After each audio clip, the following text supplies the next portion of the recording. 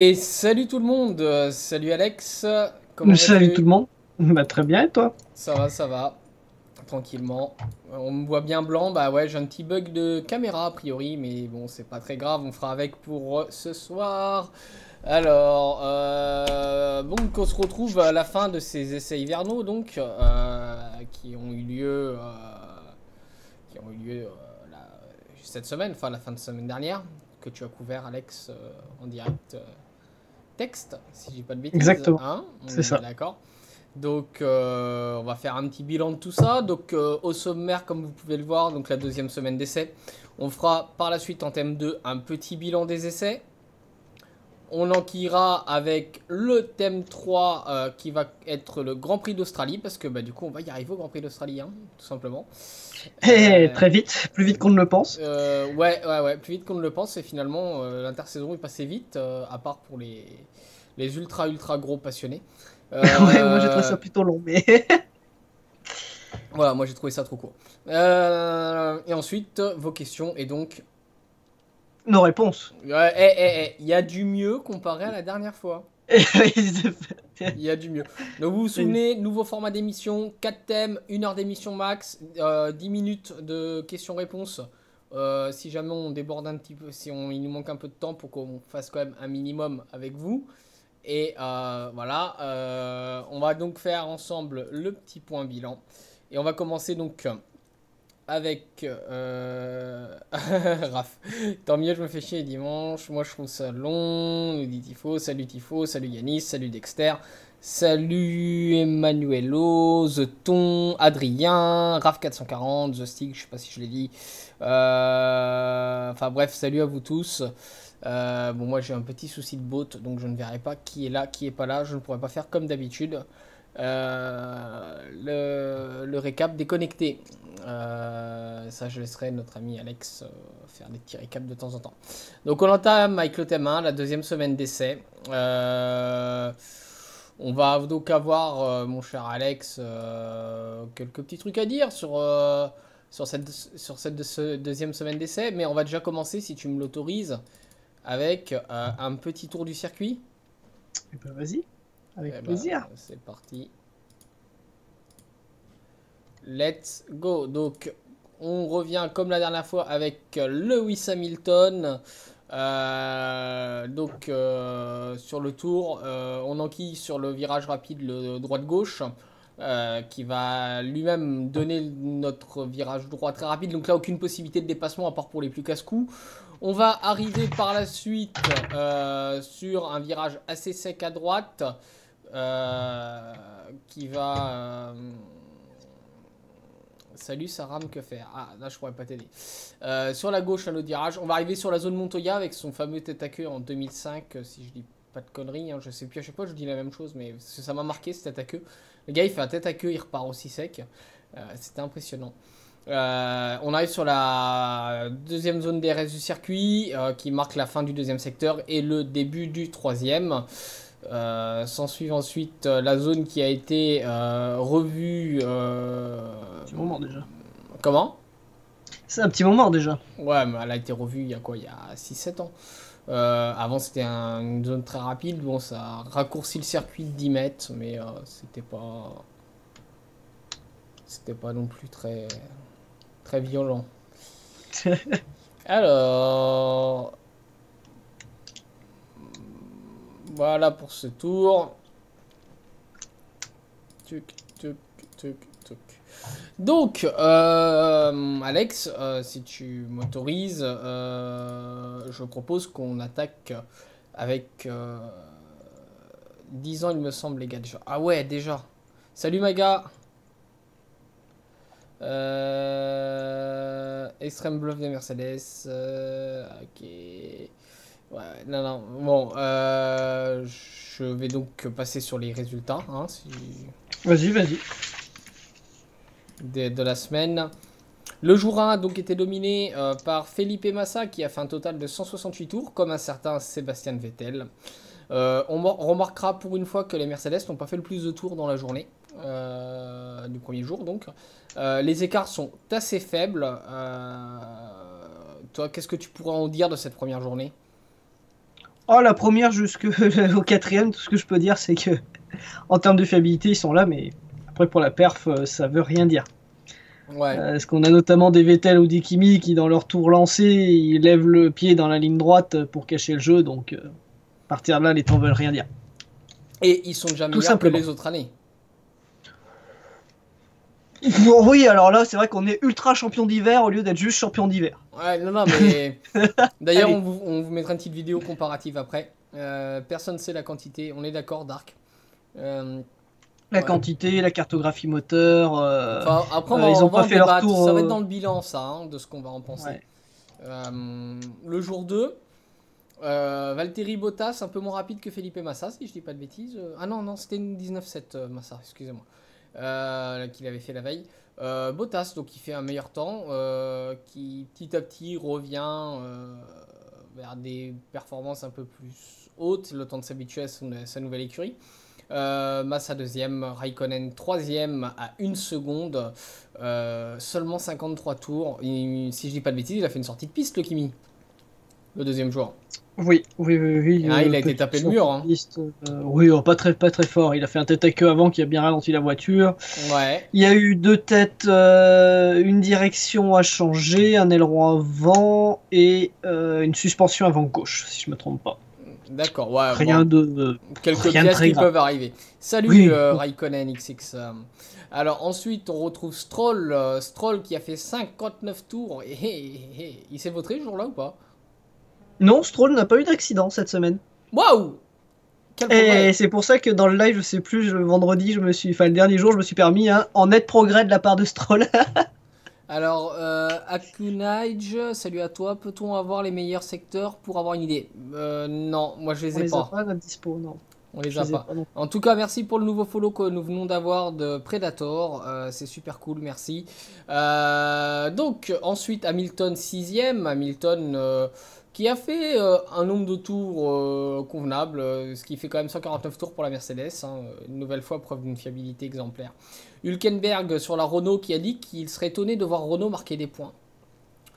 Qui fait 7ème. Perez 8ème, Sainz 9ème.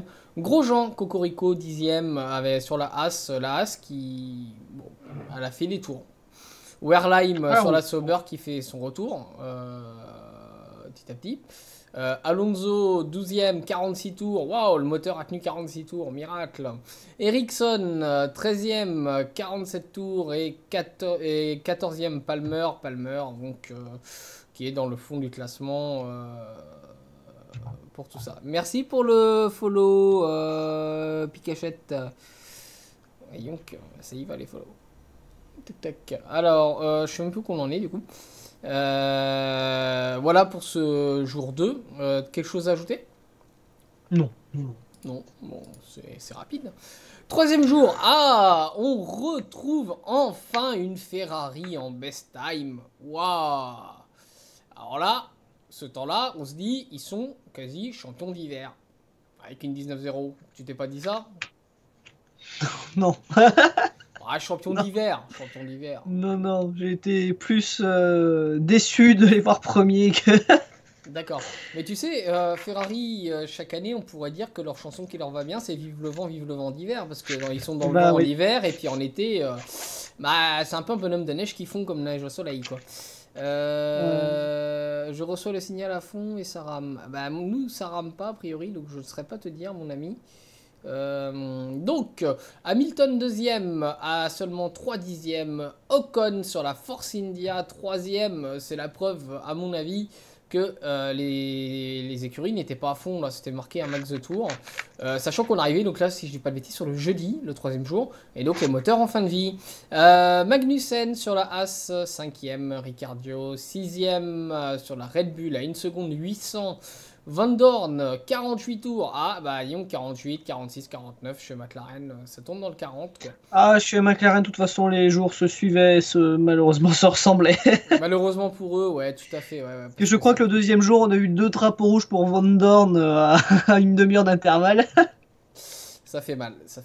Bottas 8ème. Wehrlein 9ème. Palmer 10ème. Ericsson 11ème. Massa 12ème. Stroll 13ème. Qu'est-ce qui s'est passé chez Williams? C'est-à-dire? Ils occupent les 2 dernières places quand même.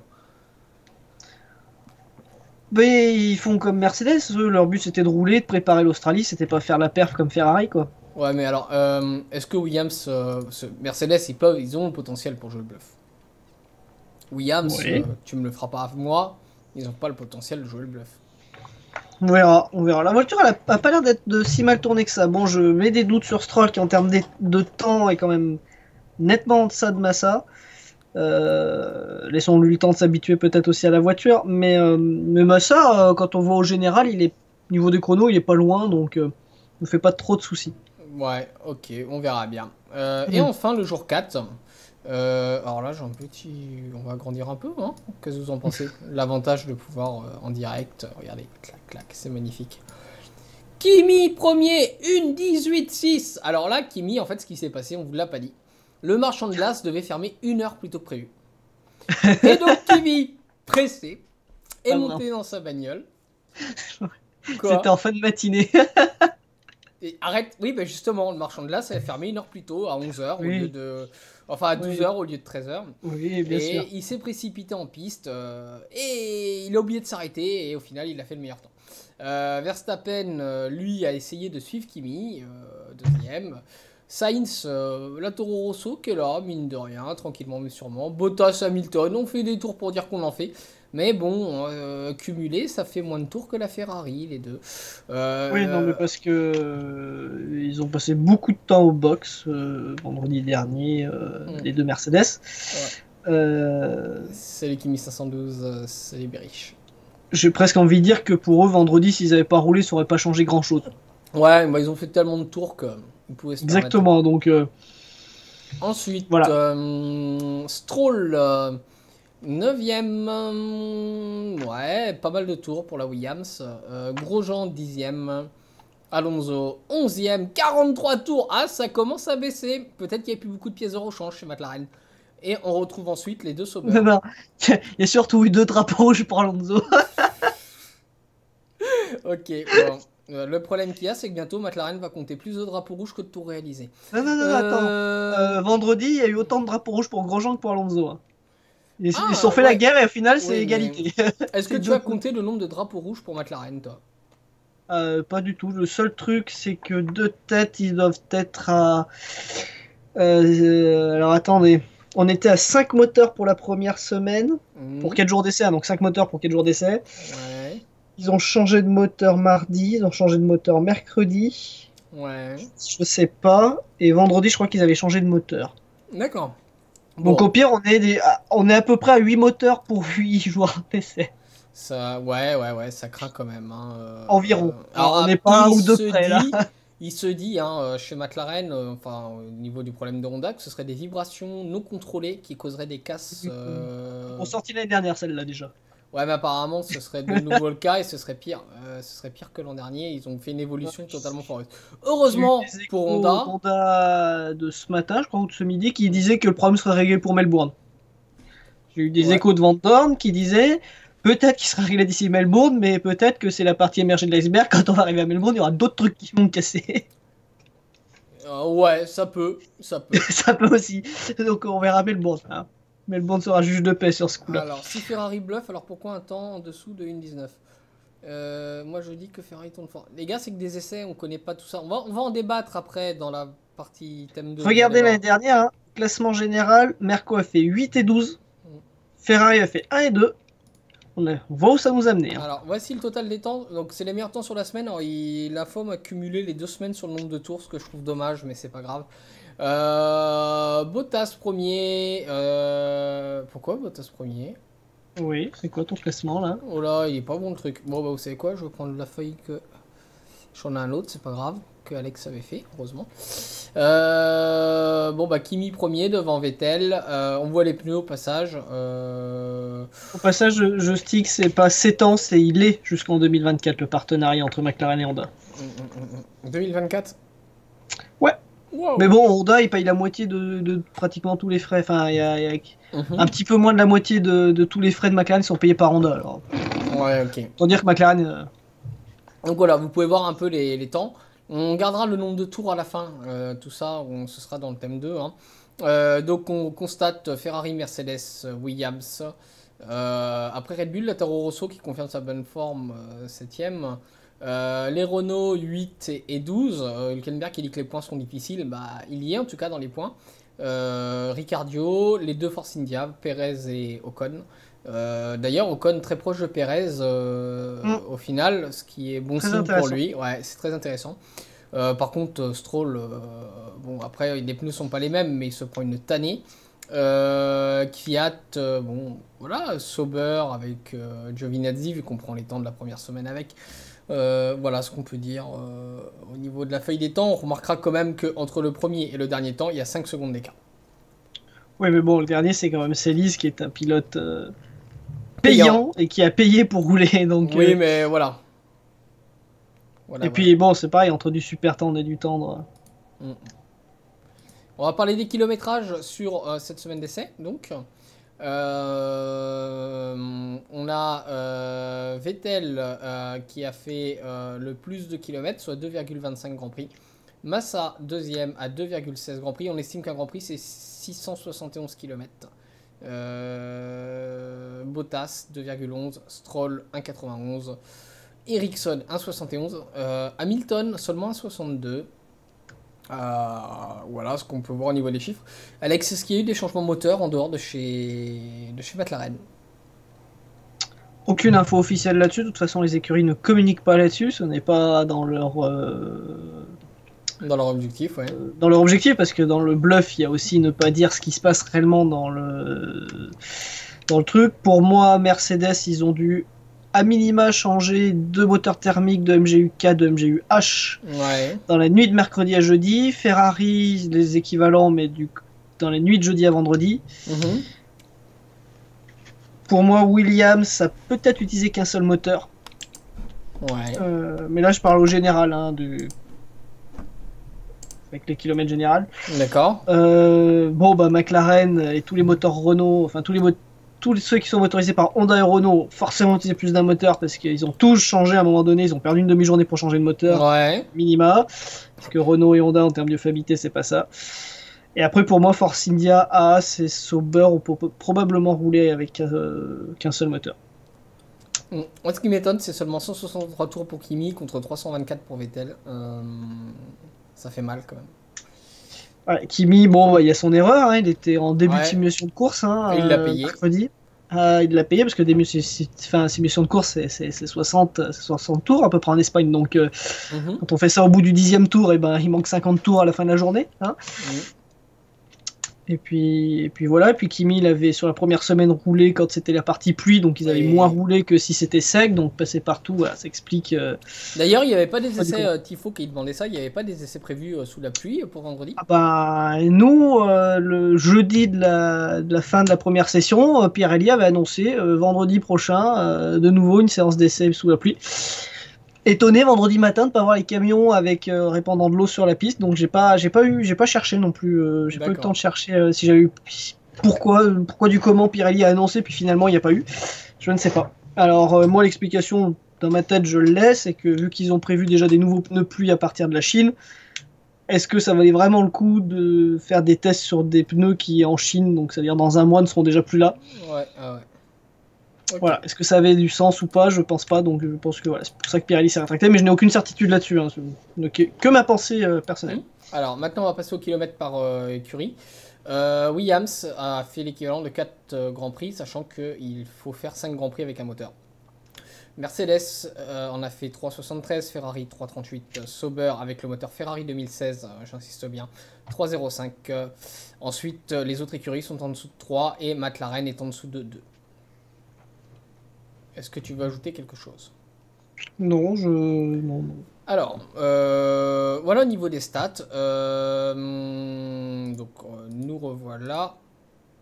Voilà, cher Alex, nous revoilà en cam. J'aurais bien voulu montrer maintenant une petite vidéo de comparaison de la pole 2016 d'Hamilton contre le meilleur tour de Raikkonen 2017, qui sera notre petite vidéo de l'émission, du coup. Allons-y. Allons-y ou Alonso? Allez-y. Voilà. Voilà, c'est parti. Donc, on peut constater, on va le voir rapidement, Déjà, sur le premier freinage, Hamilton était légèrement en avance au moment d'arriver sur le freinage, mais après, l'adhérence des nouvelles monoplaces fait la différence.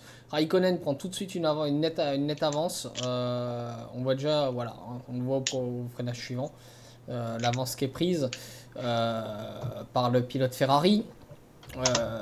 Insistons bien que les niveaux d'adhérence ne sont pas les mêmes hein, entre 2016 et 2017 avec les nouveaux pneus plus larges, les ailerons plus grands, etc. etc. Qu'est-ce que tu pourrais dire toi de particulier quand tu vois ça, Alex? Le fait qu'Hamilton arrive en tête au premier virage devant Kimi est totalement normal parce que les voitures qu'on a en 2007 sont moins rapides en ligne droite et plus rapides en virage. Ouais, 2017, ouais. Donc forcément, la voiture de l'année dernière allant plus vite en ligne droite au premier virage. D'accord. Un peu d'avance. Mais par contre, après, voilà. Oula. Kimi prend pas la Après, corde. y a pas faute. On est bien d'accord. Bon, après, les meilleurs temps peuvent être améliorés. Je l'ai souligné hein, plusieurs fois dans le live. Alors, pas la deuxième semaine, mais la première semaine, je m'inquiétais justement du fait que Ferrari était une des rares des écuries qui, notamment avec Kimi, alors je l'ai pas trop vu avec Vettel, alors est-ce que c'est de la conduite de pilote, enfin est-ce que c'est le style de pilotage de Kimi, je ne sais pas, mais en tout cas c'était souvent Kimi qui n'arrivait pas au point de corde notamment. Et regardez la différence à la fin du tour. Au virage 10, c'était là où c'était le plus flagrant. Et après il y avait quelques autres virages, donc à voir. D'accord. Ça fait partie des choses qui me laissent perplexe sur la Ferrari, contrairement à la Mercedes. Ouais. Qui elle par contre va toujours au point de corde. Et bah, je propose que, vu qu'on parle maintenant d'un aspect général, qu'on passe au thème 2 directement. Voilà. Donc le thème 2 c'est le bilan de ces essais. Quelques stats très rapides, hein, on va vous les mettre. Le total des temps que vous avez déjà vu, donc je ne veux pas vous le laisser très longtemps. Avec les pneus utilisés, etc. Donc je vous remets une petite trentaine de secondes. Alors, question de Raikkonen, ça y est, vous pensez quoi de ce qui va se passer avec la réglementation des suspensions? Ça, c'est pour le thème 4, mon ami. Ouais, on verra en question-réponse. Ouais. Salut, Bunny Geek. Salut à toi. Ouais, on est d'accord, Kimi 512 au niveau de la différence, c'est assez violent. Alors j'ai envie de revenir sur qui, je sais plus, qui sont pas encore à fond, mais là aussi Raikkonen est en super tendre, en course et en qualif de cette année en Espagne, il n'y aura pas les super tendres. Donc il faudra s'attendre à ce que les chronos soient quand même inférieurs aux chronos de Kimi cette année. Oui. Je préviens. On est à une seconde. L'année dernière c'était déjà le cas.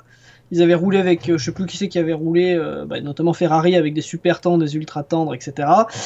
En course, même la pole ne s'était pas approché des chronos des essais privés. Ce qui est normal puisque la gomme n'est pas la même. Autre info à prendre en compte, il fait plus frais, les moteurs tournent mieux. Parce que puis il y a du frais. Ouais, mais les pneus ont plus du mal à monter en température. Mais ça joue aussi.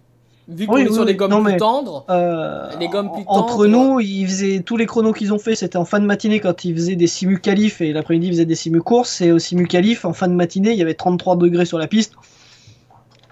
C'est équivalent à ce qu'on va retrouver en Espagne. Alors en Espagne, ce sera un peu plus chaud. Mais sur certains circuits, je pense notamment au Canada ou ce genre de choses, c'est les températures qu'on aura. Donc. Ok. Voilà. Bon, ça c'est dit. T'as quelque chose à ajouter sur la feuille des temps ou pas? Ou je passe à la suite? Passe à la suite. Ok. Total kilomètres par écurie. On remarque donc que c'est sur les 2 semaines, hein, on est bien d'accord. Une différence de 600 km entre Mercedes et Ferrari. Ferrari qui a quand même haussé son niveau de jeu en termes de fiabilité comparé à l'an dernier. Clairement, hein, c'est flagrant et c'est... Voilà, la voiture est fiable. Hein. Moins de problèmes, la voiture est fiable. Moins de problèmes techniques, moins de problèmes de tout ça. Juste une sortie de piste vraiment qui a pénalisé la Scuderia d'une bonne 60aine de tours. Et puis je sais plus quand aussi, c'était pour Kimi, problème électrique. Au final, ils n'ont rien changé, ils ont résolu le problème. Et Mercedes aussi en ont eu comparé à l'an dernier. Oui, Mercedes aussi a eu, je crois, 2 demi-journées dans le garage.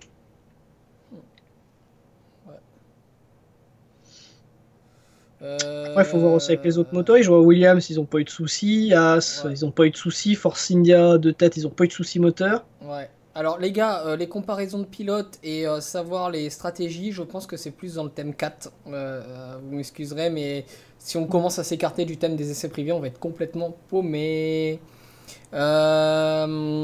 Donc, Williams, moins de 800 tours, Williams. Sauber avec un moteur, je répète encore, d'une ancienne génération, se prend quand même 1400 km dans les dents. As qui a fait pas mal de tours, plus que l'an dernier en tout cas. On sent qu'il y a du progrès chez l'écurie américaine. Force India, bon c'est convenable. Red Bull c'est peu, c'est faible. Ah ben tous les motorisés d'ailleurs, ils sont tous à la fin, hein. Les Ouais. motorisés Renault et Honda, ils ont tous eu des problèmes de fiabilité. Alors Renault c'est avec le RS, McLaren c'est un peu surtout, Ouais. j'ai envie de dire. Non, c'est principalement des problèmes électriques chez McLaren aussi, mais c'est pour ça qu'ils ont moins roulé que les autres, c'est que la fiabilité est pas au rendez-vous. Tout Alors à que les fait. moteurs Mercedes et Ferrari étant plus fiables, forcément, ils ont plus roulé, donc on les retrouve en haut du classement. Tu t'en fous de Williams? C'est pas que je m'en fous, c'est qu'ils ont fait une séance convenable. Il n'y a rien de Williams, il n'y a rien à relever en fait. C'est transparent. Pour moi, Williams, ils ont été transparents. Voilà. Williams, ils sont là quand il y a des gros changements de règlement, donc cette année, sûrement qu'ils seront là, en tant que troisième ou quatrième force. Ouais, et encore, ouais. Ah bah, tu vois qui pour concurrencer Williams? Bon, j'attends de voir le premier Grand Prix parce que Williams sont capables de faire n'importe quoi entre deux. Je les vois bien troisième ou quatrième. Ça dépendra de la fiabilité de Red Bull avec son moteur Renault. Parce que ce qui handicape Red Bull aujourd'hui, c'est la fiabilité Renault. Clairement. Et alors maintenant, le kilométrage par motoriste. Et là, ce qui est très intéressant, c'est qu'il y a bien la séparation entre le Ferrari 2017 et le Ferrari 2016. Par contre, si on cumule les deux, on arrive à un score équivalent à très peu de choses près de ce que ferait Mercedes. Hein, voilà, à noter en nombre de tours. On notera la très grosse performance d'Honda qui a préservé l'environnement avec seulement 423 tours. Ah, ils ont pas trop pollué, ça c'est Ah sûr. non, ils n'ont pas pollué. Enfin, si, ils ont pollué en fabrication de moteur, mais pas en consommation. Voilà. Renault qui a fait plus de kilomètres avec son moteur 2017 que le Ferrari 2017. Alors qu'ils ont eu des problèmes de fiabilité, quand même, à noter. Mm.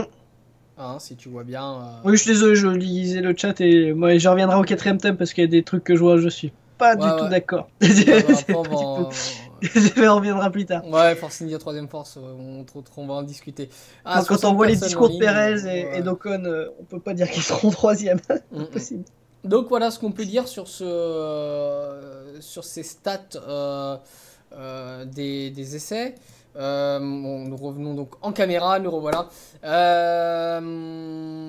Les écuries prêtes pas prêtes.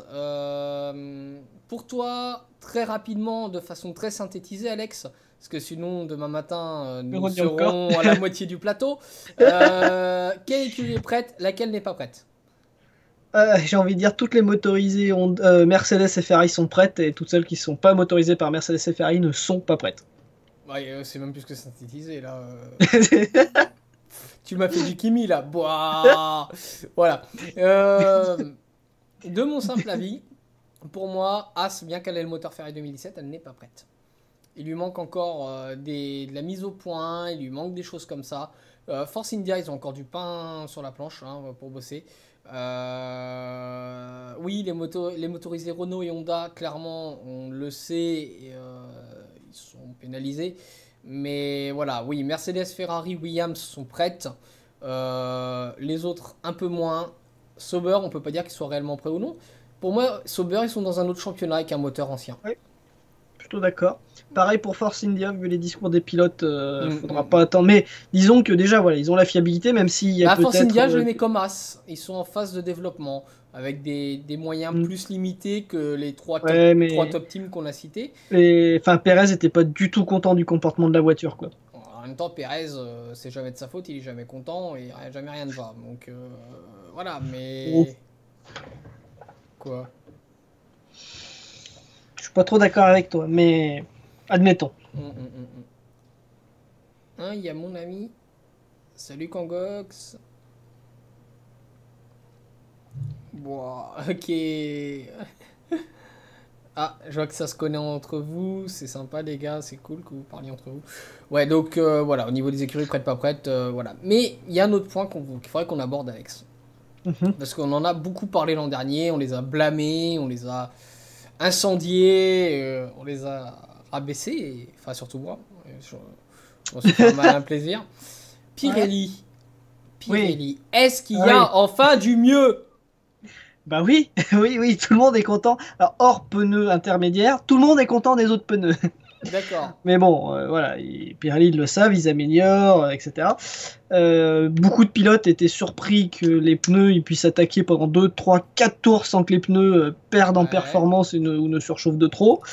On a même vu un Hamilton faire un relais de 20 tours avec des ultra tendres en plein après-midi. Ouais.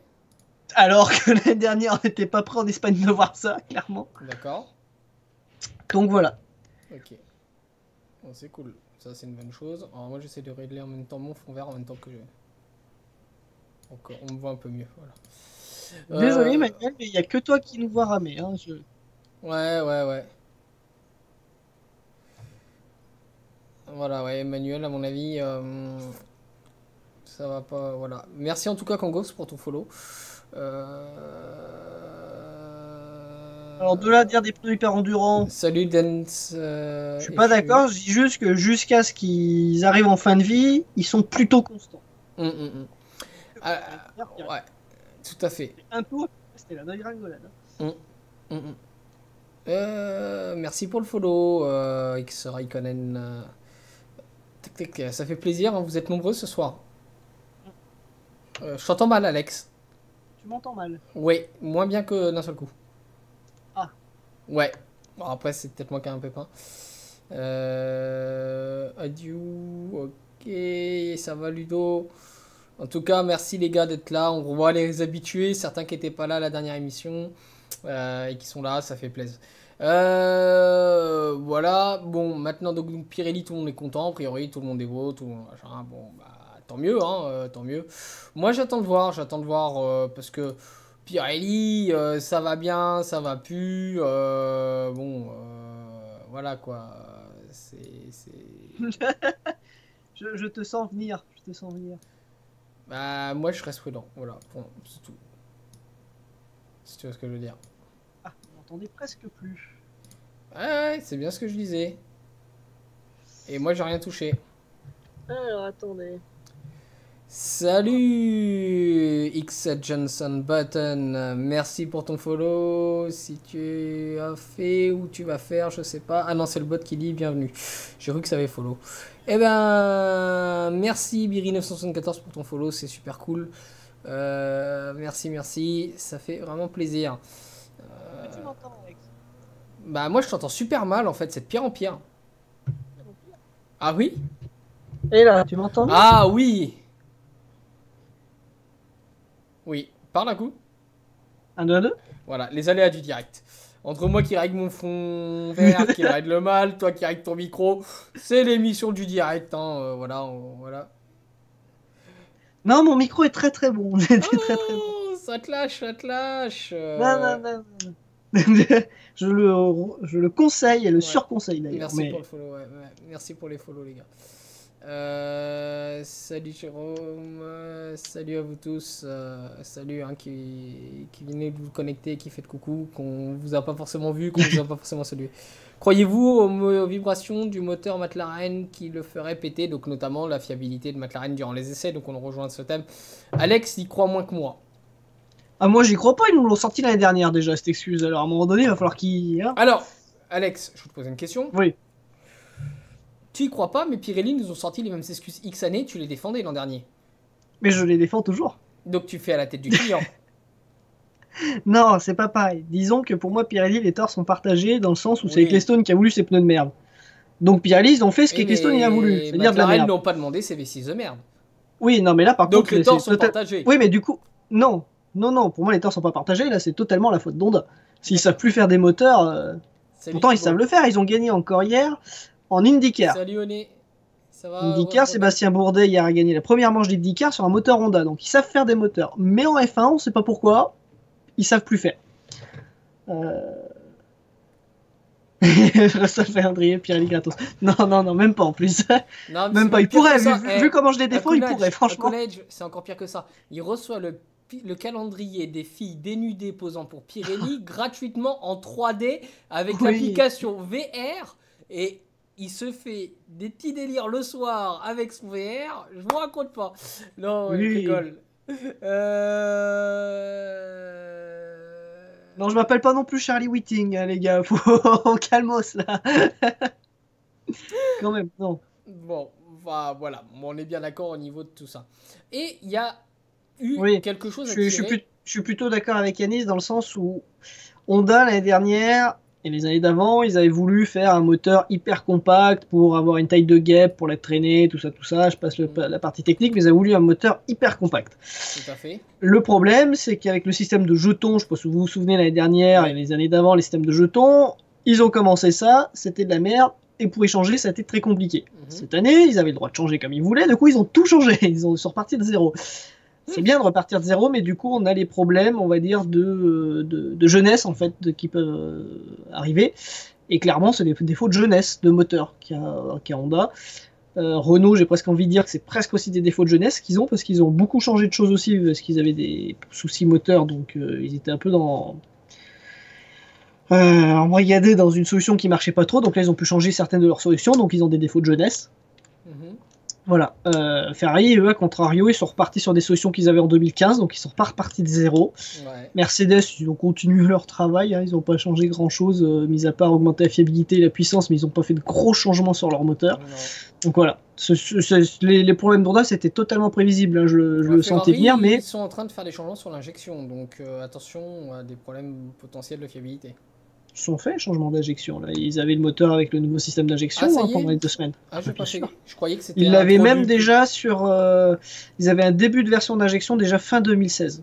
Parce que je croyais que c'était introduit en cours de saison, là. Tu vois, j'ai pas. Non, sur ce coup-là, je suis un peu à la ramasse. Sur le TGI, ils avaient introduit ça courant 2016 et le dernier moteur de Kimi et de Vettel l'avait. D'accord. Ce système. Alors après, ils l'ont évolué pendant l'hiver, mais ils avaient déjà un premier système courant de l'année dernière. D'accord, ok. Bon, bah, j'ai rien dit, autant pour moi.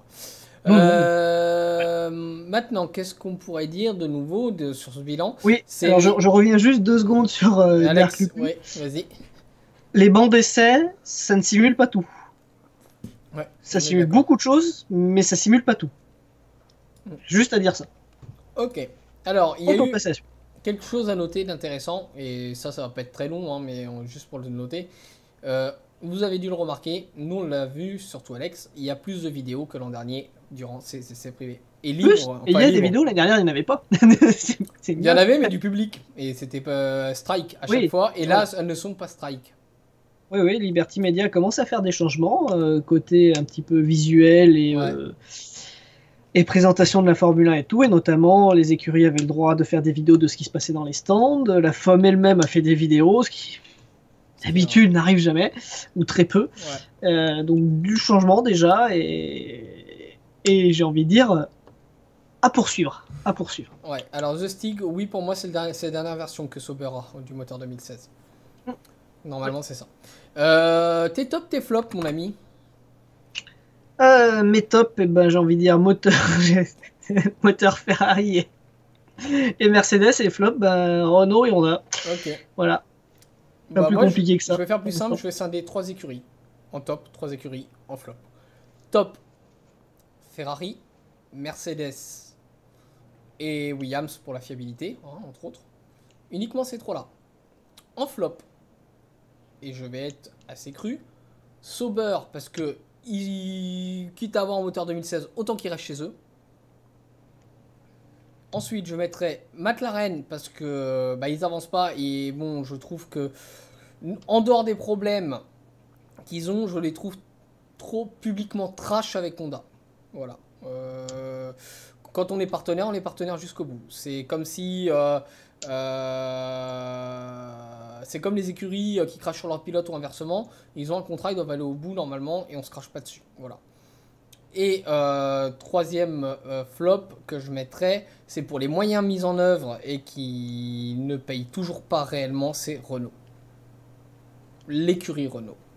Elle s'est offert les services Hülkenberg, elle s'est offert des choses comme ça et j'ai pas l'impression que ça avance. Depuis qu'ils ont racheté, ils l'ont toujours dit, qu'ils visaient le championnat sous les 5 ans après le rachat. Oui, peut-être. Parce que l'année dernière, ils avaient qu'une base de Lotus, ils avaient racheté l'équipe en décembre, les présentations étant en janvier, ils n'avaient pas le temps de faire une voiture, donc ils ont fait ce qu'ils ont pu avec une base Lotus.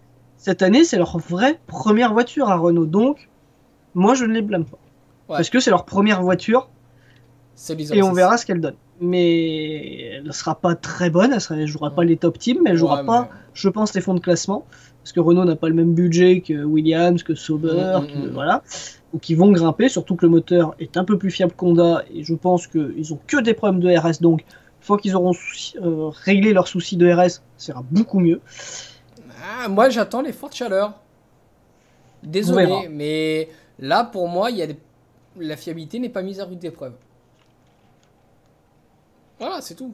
Après, c'est mon avis, hein, mais la fiabilité, pour moi, n'est pas mise à rude épreuve. On verra. Vu les kilomètres, je pense que la fiabilité a été mise à rude épreuve, parce qu'ils n'y avaient peut-être pas, certes, la chaleur à Barcelone, mais les kilomètres, ils ont été là quand même. Hein, d'accord. Pour beaucoup. Alors, mon cher Alex, est-ce que tu veux conclure sur quelque chose vis-à-vis de ces essais privés avant que nous entamions, je dirais, enfin la saison et parlons du premier Grand Prix. Voilà. Tout ce que j'ai envie de dire, c'est que les tifosi, comme moi, attendaient de voir ce qui se passe en Australie. Hein. Ferrari, ça fait 3, 4, 5 ans qu'ils sont champions d'hiver et qu'il se passe rien derrière.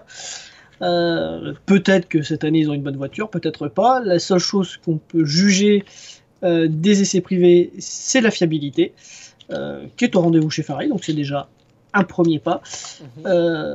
Quant aux performances, on verra en Australie, c'est beaucoup trop tôt quand on voit des Kimi qui lèvent le pied à la fin du dernier virage.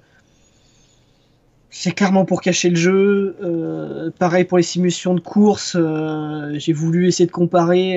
Ils font en sorte de ne pas prendre les mêmes pneus que les autres écuries au même moment pour pas qu'on puisse faire des comparatifs à quantité d'essence égale. Parce qu'il y en a un qui m'a demandé pour les pneus tendres, pour Kimi, enfin je crois que c'était pour Vettel et machin, et Verstappen, je crois, il voulait les comparatifs.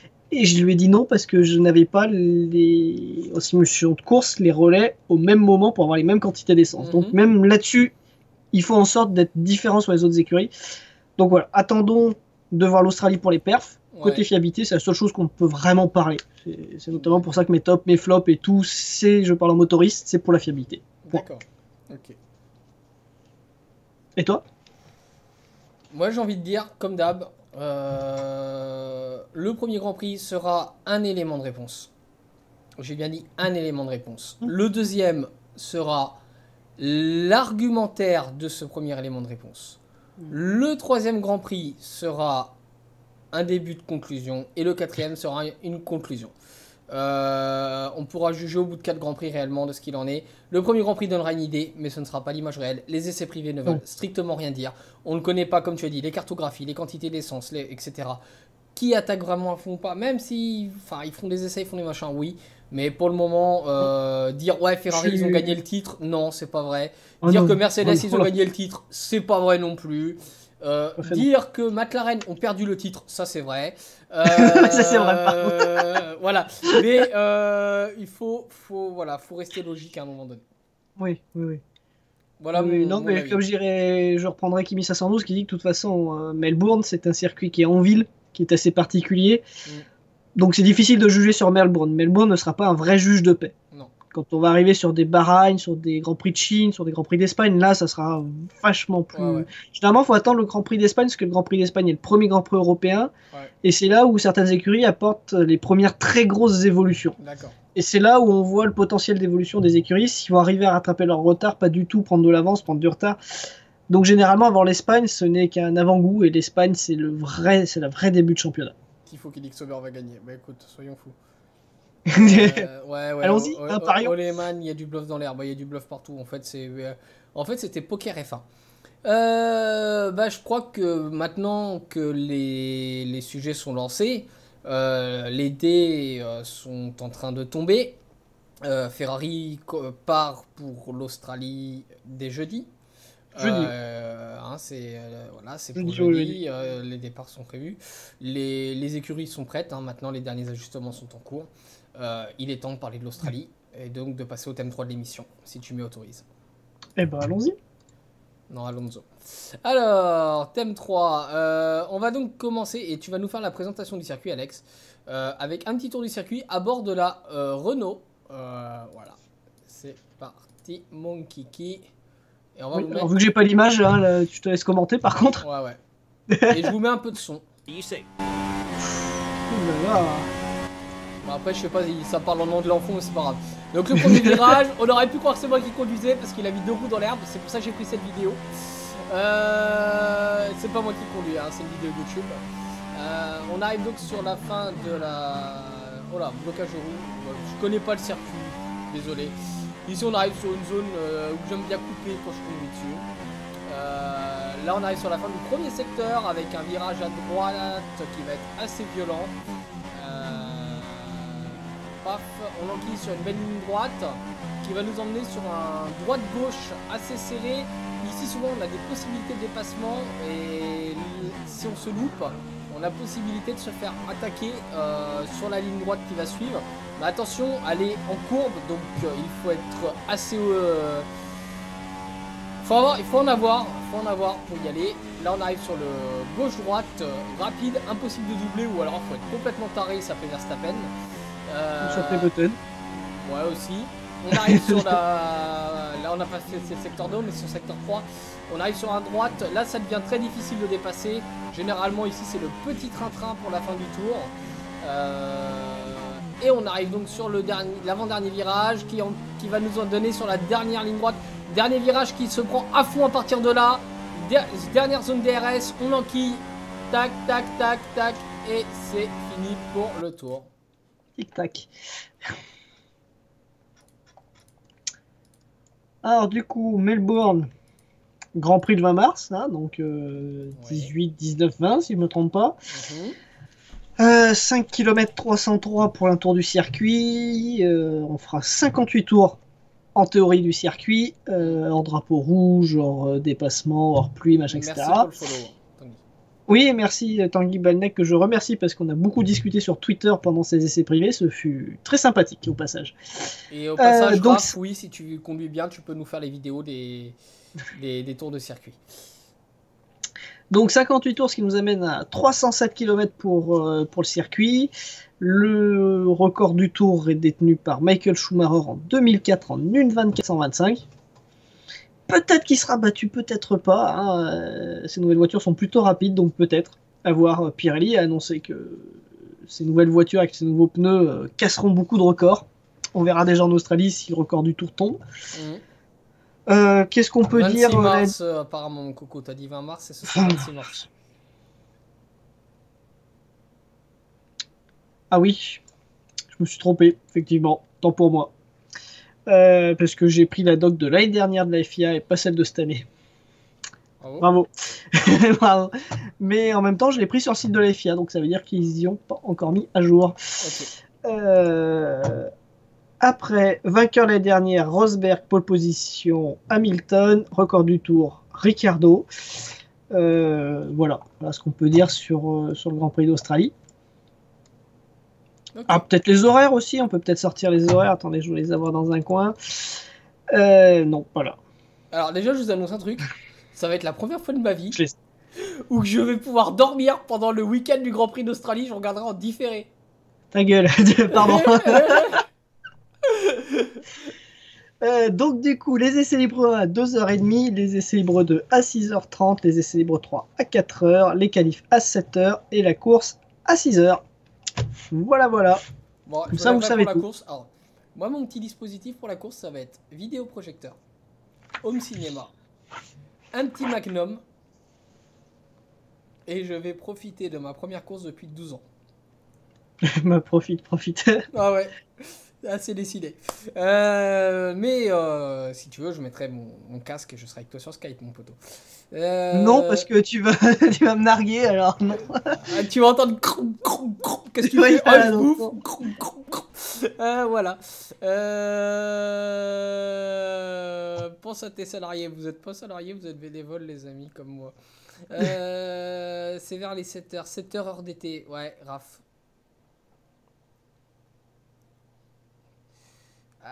Les rediffs, les machins, c'est pas cool. Ouais, Canal, des fois, ça begouille. C'est Canal, quoi. Ouais. Mais c'est mieux que TF1 où on n'avait pas de rediff, donc... Après, j'ai envie de dire... au passage, hein, si vous voulez regarder la Formule 1 en France de façon légale, sans payer. Voilà. Mettez-vous sur le satellite Astra, la chaîne RTL Allemagne diffuse les Grands Prix, mettez RMC en fond et vous aurez les Grands Prix en français, gratuitement, certes avec des pubs, et vous n'aurez pas à payer 40 balles par mois. Voilà, moi j'ai quitté Canal et j'assume. C'était pour le dire, désolé. Quoi? Oui, non, mais pourquoi pas. Bon, bah, est-ce que toi, t'as les petits pronos pour ce Grand Prix? Je dois t'avouer que c'est compliqué de faire des pronos parce que les essais libres, on n'a rien qui nous a été vraiment révélé. Ouais. Je parie quand même sur une. Allez, je pense pas trop mouiller. S'il n'y a pas trop de problèmes, je pense qu'il y aura une victoire d'Hamilton. Pourquoi pas une deuxième place d'une Ferrari, voire une troisième place et une quatrième place de la dernière Mercedes. Après, derrière, je suis très très partagé. Parce qu'entre les problèmes de fiabilité Renault, donc je vois pas Red Bull forcément très haut dans le classement, mais j'ai envie d'y croire qu'ils sont un peu hauts pour se battre pour le championnat. Donc je sais pas. Je sais pas pour la suite, mais en tout cas, pour moi, les deux qui seront en tête, c'est clairement Ferrari, Mercedes, avec une avance pour Mercedes selon moi. Mais je n'ai aucune certitude là-dessus, mais je le vois bien comme ça. Ouais. Ah, là, ça parle de Canal, de prendre, pas prendre, etc. Ouais. Après, vous faites ce que vous voulez. Il existe des décodeurs Atlas HD200 qui sont très pratiques. Quand je vois Adrien qui parie sur un doublé McLaren, j'ai presque envie de dire, si vraiment il y a doublé McLaren, t'as un gage, Adrien. Tout nu dans l'émission. Non, c'est vrai. Bah écoute, voilà. T'as d'autres choses à dire sur tes pronos, toi, ou pas? Non, et toi? Tu alors. vois quoi? Allez, je le fais Warrior ou pas Warrior? Oh, tu fais ce que tu veux. Bon. Premier, Kimi Raikkonen. Parce que vu que je mange une glace devant le Grand Prix, ça va y porter chance. Deuxième, Lewis Hamilton, qui sera suivi dans son aileron par un certain Sébastien Vettel qui va lui mettre une pression de tonnerre. Gauche, droite, j'attaque, je passe pas. Boum, boum, badaboum, boum, boum, bam, bam, mais pas d'accident. Quatrième, je mets Felipe Massa parce que Bottas ne fera pas mieux que cinquième. Et juste pour contredire Hülkenberg, je le mets sixième.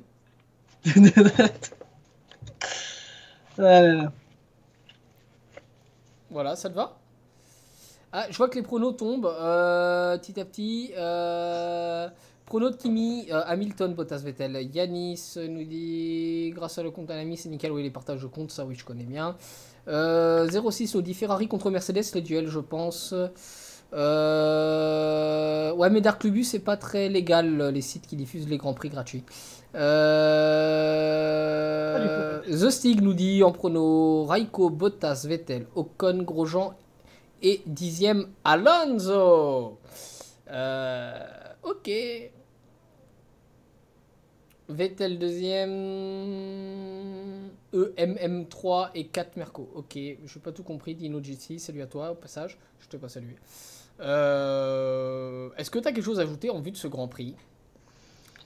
Que j'ai hâte d'y être. Pas à 2h30 du matin, hein, mais pour le Grand Prix.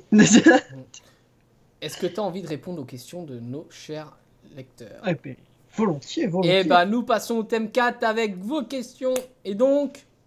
nos réponses. Yeah! Alors, c'est parti, allez-y, lâchez-vous. Vous avez une dizaine de minutes devant vous. Alors, je vais déjà revenir sur une question qu'on a eue sur le fric, sur ce qu'on en pense, tout ça. J'aime bien en avoir sur le compte, ouais. Oui, forcément. Bon, alors c'est pas un système fric qui est là, parce que le système fric a été totalement interdit. C'est suspension interconnectée. Alors là, ils ont trouvé le moyen d'y connecter avec des systèmes hydrauliques. Comment dire, je comprends la FIA qui va interdire ce genre de suspension pour éviter que les voitures soient trop faciles à conduire. C'est comme le moment où, je me souviens des départs où on avait l'anti-patinage. Pourquoi c'est des pilotes, ils sont censés justement avoir du patinage et savoir le gérer, savoir. Donc que ça soit interdit, je suis totalement d'accord. Là où c'est un peu plus, j'ai envie de dire, compliqué, c'est qu'on freine l'évolution, parce que c'est le genre de choses qui pourrait apparaître dans nos voitures tous les jours, clairement. et qui pourrait être développé notamment en Formule 1 et qu'on ne voit pas développer parce que justement c'est interdit. Donc voilà, il y a 2 poids 2 mesures. Entre le spectacle, on a des pilotes qui ont vraiment des voitures compliquées à conduire et donc du coup il peut y avoir des erreurs, il peut y avoir de la pression, il peut y avoir tout un tas de choses qui peuvent être très intéressantes pour le spectacle, et puis d'un autre côté où on freine l'évolution. Alors il y a un juste milieu à avoir, donc à voir aussi de quel côté chacun se situe. Hein. Moi je me situe plutôt vers le spectacle, donc qu'on sacrifie l'évolution, je suis totalement pour. Je sais pas ce que t'en penses toi, mais... Moi je vais te dire mon avis. Et c'est un avis peut-être un peu plus reculé qu'à une époque. On autorise des choses dans le règlement, puis après, oh, ça plaît pas, on change, etc. Putain, mais que la FIA, ils arrêtent de nous changer les règles en cours de saison. Ou tout juste non, mais avant là, le début. les suspensions, ça fait des années que c'est interdit. Oui, et là, bon, mais il y en a qui font pression. Alors on dit qu'il faut de forcément... l'innovation, on dit qu'il faut ceci, on dit qu'il faut cela, mais on bloque tout. À un moment donné, on peut pas avoir un sport compétitif, un sport de progrès, un sport où que les monoplaces sont impressionnantes, si on bride C'est fini tout, cette époque-là. si on bride tout, dans ce cas-là, bah, autant qu'on fasse une Formule E, quoi. Mm. Enfin, je suis désolé, mais la Formule 1, et d'ailleurs c'est pour ça que j'en perds la passion au fil des années, petit à petit, et que voilà. Au passage, je suis revenu dans les couleurs un peu plus normales. C'est la caméra qui a chauffé, c'est bon. Ouais, c'est bon, elle est nickel la caméra. Faut arrêter les conneries, quoi. Faut arrêter les conneries. Voilà, c'est tout ce que je veux dire. La F1 n'est plus ce qu'elle était, elle ne devient plus ce qu'elle était. Peut-être qu'il faut vivre avec son temps, peut-être que je suis désormais trop vieux pour la F1, c'est possible aussi. Mais aujourd'hui, cette F1 ne me passionne plus. Là, j'espère beaucoup de ces nouvelles règles, j'espère beaucoup de choses. Voilà, non mais je dis ce que on je n'espère pense. pas trop, j'ai peur que tu tombes de haut. Je suis pas très grand, donc au pire, je me ferais peut-être un peu mal. On me l'a rappelé, je change un petit peu de sujet sans changer de sujet. Il y aura moins de dépassements cette année, faut se le dire. Mais ces dernières années, c'est les années où on a eu le plus de déplacements en Formule 1 depuis les années 50, enfin depuis le début de la création de la Formule 1. Et c'est pas pour autant qu'il y a du spectacle. Donc, si les dépassements sont spectaculaires, au coup d'à coup, voilà, c'est intéressant. Les déplacements seront plus spectaculaires parce qu'ils Parce seront que en là, virage, aujourd'hui, je suis derrière toi. Je suis derrière toi, je claque, boum, je te dépasse. Hein. Oui, mais le DRS sera toujours présent, donc cette année, voilà. Mais après, en virage, ça va quand même être compliqué. Pour en revenir un petit peu à ce que XX Raikkonen il voulait, c'est-à-dire qu'on parle de technique, on a un consultant technique qui s'y penchera.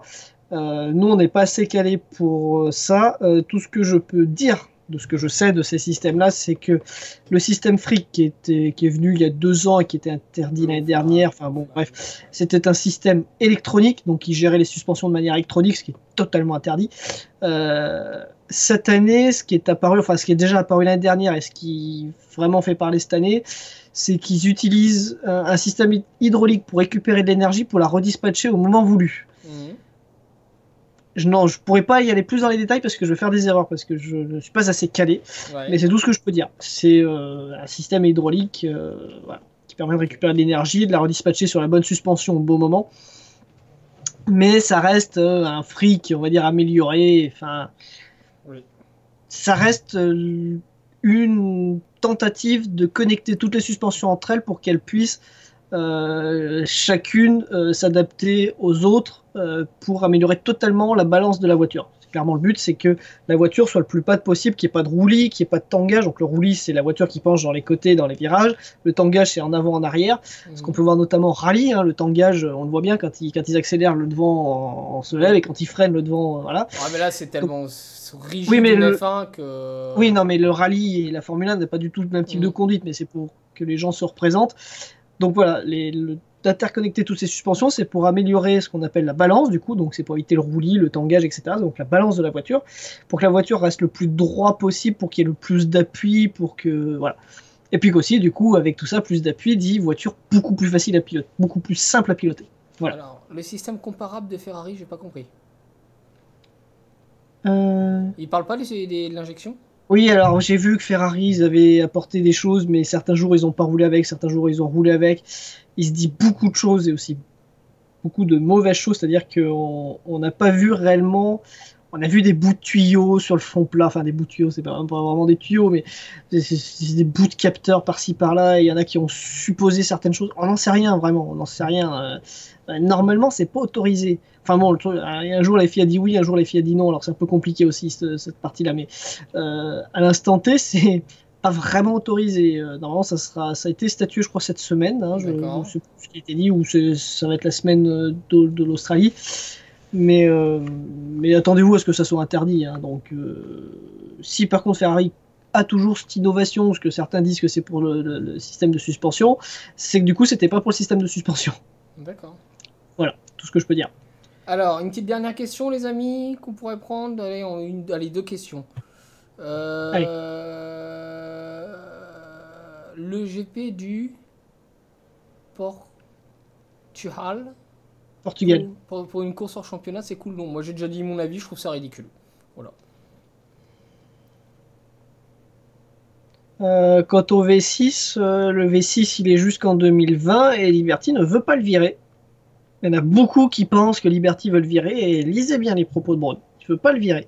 Il dit qu'il est extrêmement intéressant ce V6, qu'il faut juste qu'ils arrivent à se mettre d'accord sur qu'est-ce qu'on fait, c'est-à-dire est-ce qu'on veut s'approcher au plus près des voitures de tous les jours ou justement s'en éloigner pour avoir un esprit de compétition.